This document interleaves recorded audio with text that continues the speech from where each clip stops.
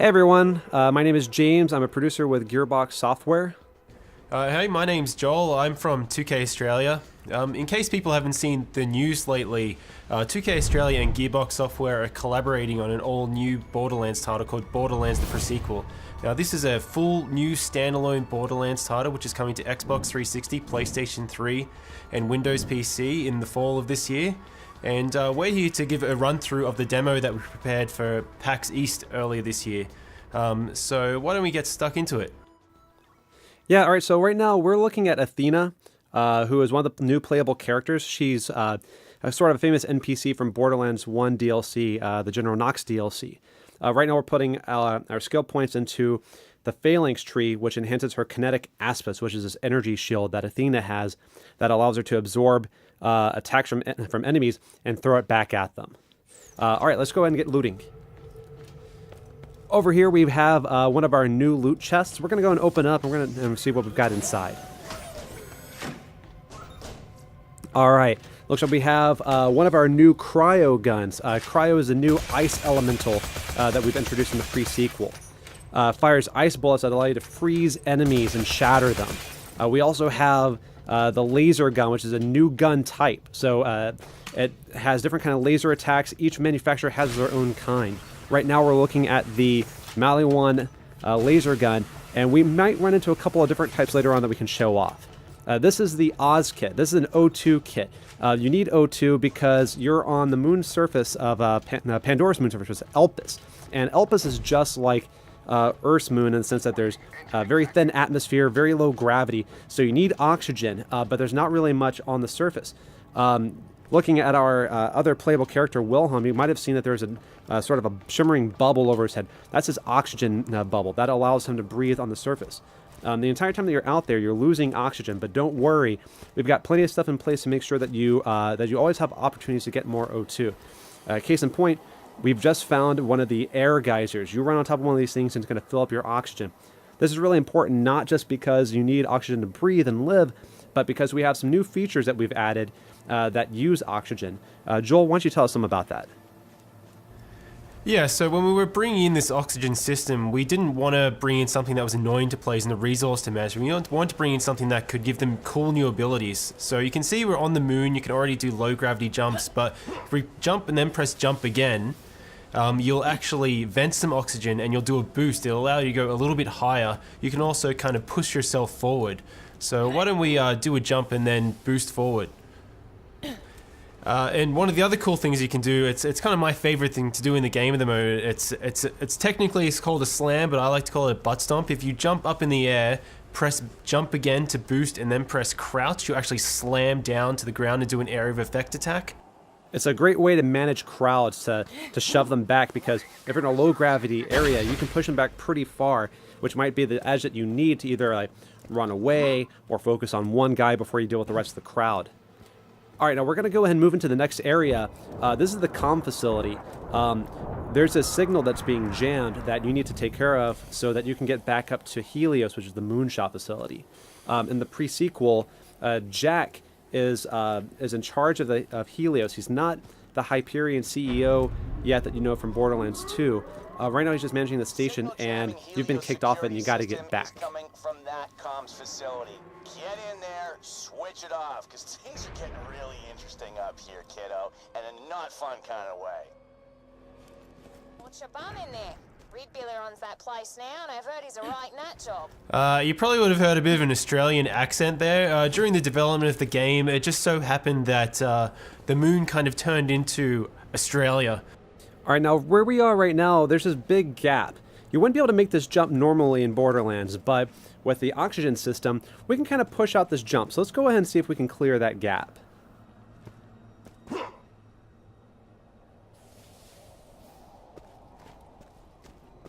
Alright, Athena, you're up. Get plenty of O2 so you can make this jump.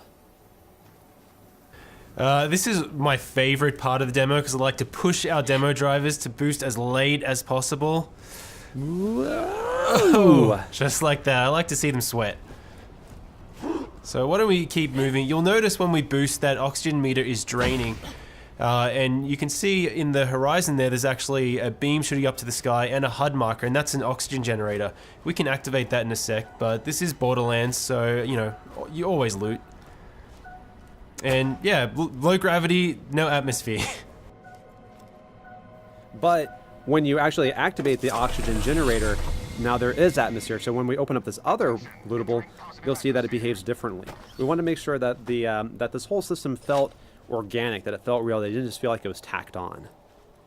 This comes in really important because with things like incendiary, if you set someone on fire inside of a building with atmosphere, they'll burn. But if you set them on fire in an area with no atmosphere, they won't. So you kind of have to make some, you have some interesting opportunities. But these guys up here, I'm sure they're up to no good, so let's throw some grenades at them.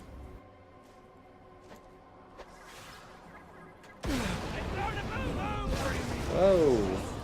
So in low gravity, you get blown up by a grenade, you go flying into orbit. Very awesome.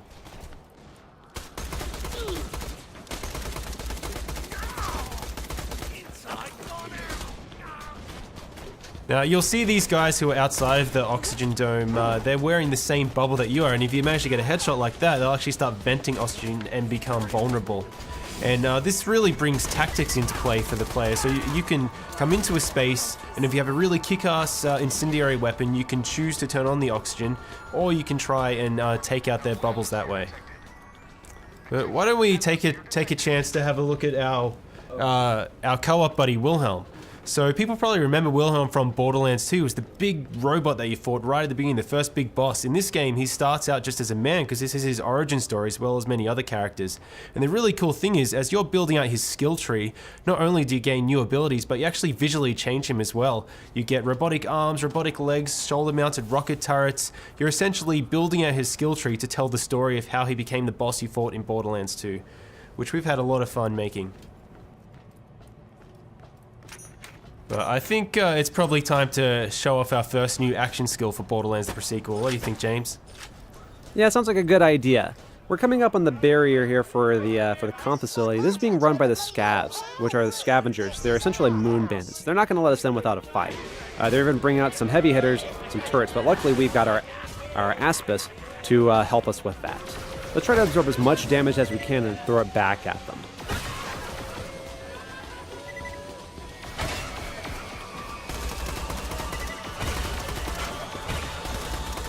So you can see that the shield is slowly spinning up. As it takes more and more damage, it's going to spin faster and faster. You can kind of see it all around the outer edge, which means that we're just about ready to throw that back. Awesome. Let's go ahead and take care of this other laser and then get inside. Now, because we never get tired of blowing people off the side of the moon, let's throw some more grenades. We like to do these demos live, but because this is a co-op game, we can always rely on our buddies. That's right. Always better to play with friends. All right, now let's go ahead and show off the Cryo Gun. We showed a little bit of it earlier, but didn't really get to see it in action. Let's go ahead and freeze some enemies. So we've actually built this procedural system so you can freeze any enemy like that, and once you get their health down to a certain threshold, you can shatter them. It's not an instant win button because you do need to get their health down low, but when you manage to do it, it's really satisfying, and it's different every single time. Now we're going to go and divide and conquer so we can wipe out these scavs a little bit faster, and then we're going to try to meet back up in a little bit. Athena, freeze this guy and try to stomp him.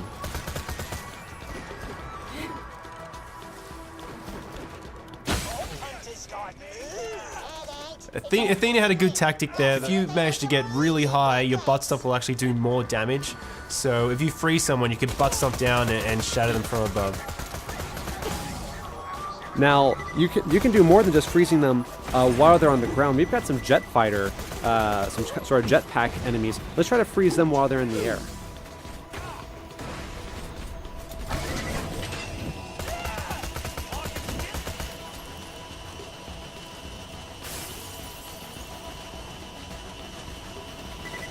So if we do manage to freeze one of these guys in the air and they fall down a railing, they'll actually split in half. It's one of these kind of random events that I love to see in the game. This is also a new enemy, the Badass Outlaw. Now, this guy's pretty big, and because of the low gravity, if he charges into you, he can actually knock you pretty far. But when you shatter him into a million pieces, that doesn't really matter too much. It's very satisfying. I bloody want you to live, so I can snap their smug neck myself. You all right? Feel free to be killed by any of my highly professional men. Now, we did get a new skill point while we were out there, so let's go ahead and allocate that. We're going to put it into the ultimate skill in this tree, which is Wrath of the Goddess. This will allow Athena's shield to bounce around multiple enemies inside of a sort of like a close circle. This is a great way to manage crowds. Oh, Wilhelm, it looks like he got something. What is that? So that's the Dar laser. That's kind of like a bolt laser. Athena, you picked up the Mali-1 beam laser before, and as James said earlier, you have multiple manufacturers, you have the procedural weapon system, so players can expect to see a whole variety of different types of lasers when they play the game. To the right here, you'll see one of the new rideable vehicles in Borderlands The Pre-Sequel, the Stingray. We're not going to need it in this mission, so we're going to keep moving forward. But keep an eye out, because we might have something more about that in some later news.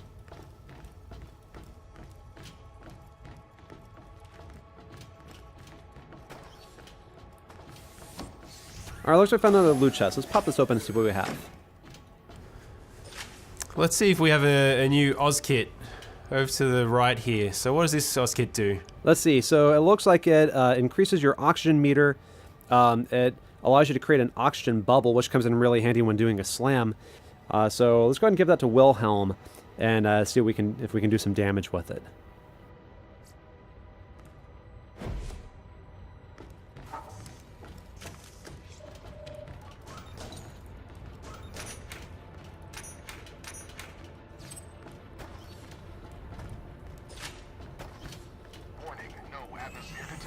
So the Eye of Helios is charging up now, and it's actually firing into the surface of the moon, which is probably not such a good thing when you see bits of the ground kind of floating above you like that. Probably a good reason for us to get back up to that space station as soon as possible. Alright, so we've got a group of enemies coming up, and so we're going to use our buddy Wilhelm to help us charge up our shield so we can get it going. Because you can use friendly fire to charge up Athena's shield.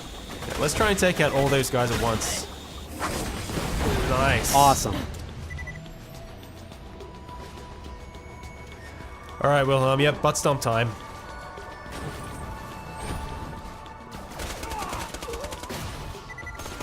And you see that bubble, you can run inside that to recharge your oxygen. As we mentioned earlier, you can also use the oxygen to set enemies on fire when you're out in this sort of area. So maybe we get a chance to use that, maybe we don't. Yeah, it is a really good combo if you get that oxygen bubble with the fire to burn enemies, but I really love getting the cryo one as well, so if you jump down from high enough, butt stomp and shatter and freeze a guy all in one go.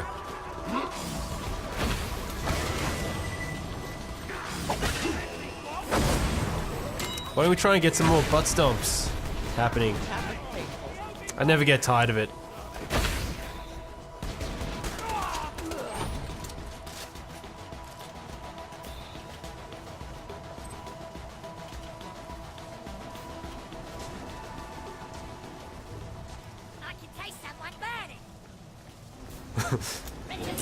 So we've got some little scabs and a little outlaw here. This is a really good opportunity to try and charge that shield right up, so absorb some more damage. It's fully spinning now, so just move back a little bit, Athena, and fire it off. Awesome. Nice. Now there's a lot more resistance in this area than we planned. We might need a little more help on this one. Who could help us out possibly?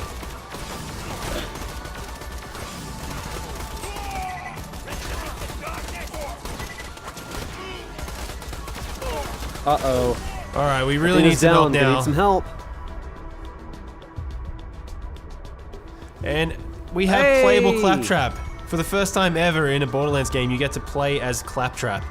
And he's going to help us out a little bit in this fight. Thanks, buddy. Alright, let's wipe these guys out.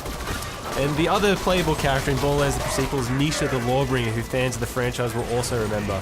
We'll be talking about her at a later date. Beautiful, frozen, badass outlaw.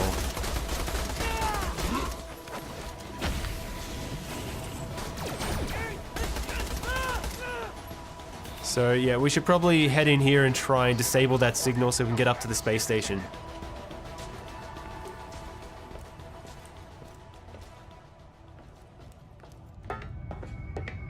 Yes, finally, a proper bloody fight.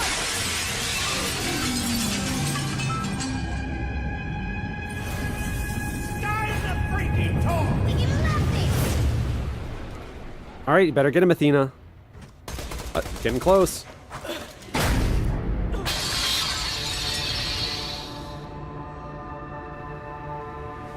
Did we mention low gravity already? Awesome.